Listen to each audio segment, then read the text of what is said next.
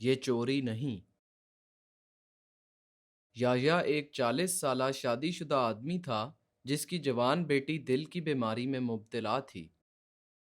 ایک دن پہلے اس نے اپنی ٹیکسی کا کرایہ ادا کر دیا تھا اور اس کے پاس اپنی شوگر کی بیماری کے لیے انسولین خریدنے کے پیسے نہیں تھے۔ اگلے دن وہ اپنی ٹیکسی گلیوں میں لے کر نکلا اور وہ مسلسل اللہ سے دعا کرتا رہا کہ وہ اپنی بیٹی کی مدد کے لیے کافی رقم اکٹھی کر لے۔ اس نے ایک نوجوان کو دیکھا جس کی گاڑی خراب تھی تو اس نے اسے سواری کی پیشکش کی، لیکن اس نوجوان کو اس کی منزل تک پہنچاتے ہوئے اس کی شوگر کی صورتحال بگڑنے لگی اور اسے چکر آنے لگے۔ یحییٰ اچانک ہسپتال کے بستر پر جاگا۔ جب اس نے نرس سے پوچھا کہ اسے کیا ہوا تو اس نے اس کو بتایا کہ ایک نوجوان اسے بے ہوشی کی حالت میں ہسپتال لے کے آیا تھا۔ وہ پریشانی کی حالت میں ہسپتال سے باہر نکلا اور اسے اندازہ ہوا کہ اس کی گاڑی، بٹوا اور فون غائب ہیں۔ نوجوان نے اس کی معلومات استعمال کی لیکن بل خود ادا کیا۔ وہ سڑکوں پر چہل قدمی کرتا رہا اور غم سے نڈھال تھا کیونکہ اسے لوٹے جانے کا احساس کھائے جا رہا تھا۔ اس نے پولیس کو بلایا اور چوری کی اطلاع دی اور نوجوان کی تفصیل بتائی۔ لوگوں کو اس پر ترس آیا اور انہوں نے اسے کھانا اور پانی پیش کیا۔ ایک ٹیکسی ڈرائیور نے اسے گھر تک سواری دینے کی بھی پیشکش کی۔ جب وہ گھر پہنچا تو وہ ٹیکسی سے فوراً باہر بھاگا جب اس نے اپنی گاڑی گھر کھڑی ہوئی دیکھی۔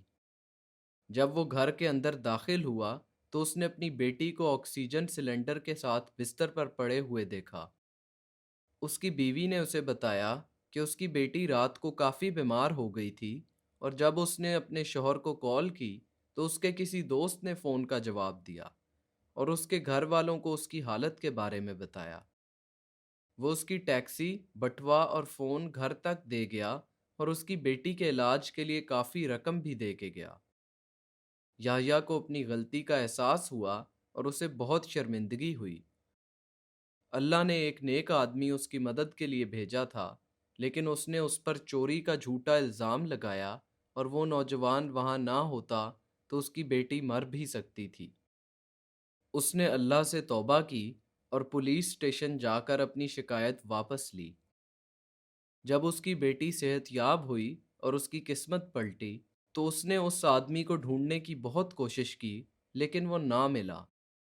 پھر اس کی بیوی نے اسے نبی صلی اللہ علیہ وسلم کی حدیث یاد کروائی جب انہوں نے یہ فرمایا، جب کوئی تم پر احسان کرے تو اسے اس احسان کا بدلہ دو، اور اگر تمہارے پاس ایسا کرنے کے وسائل نہ ہوں تو اس کے لیے تب تک دعا کرو جب تک کہ تمہیں یہ تسلی نہ ہو جائے کہ تم نے اس کا معاوضہ دے دیا ہے۔ قل اللهم مالك الملك تؤتي الملك من تشاء وتنزع الملك ممن تشاء وتعز من تشاء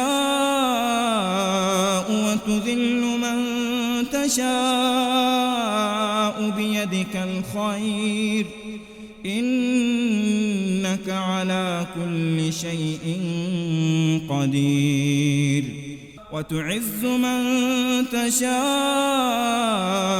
وتذل من تشاء بيدك الخير إنك على كل شيء قدير تولج الليل في النهار وتولج النهار في الليل وتخرج الحي من الميت وتخرج الميت من الحي وترزق من تشاء بغير حساب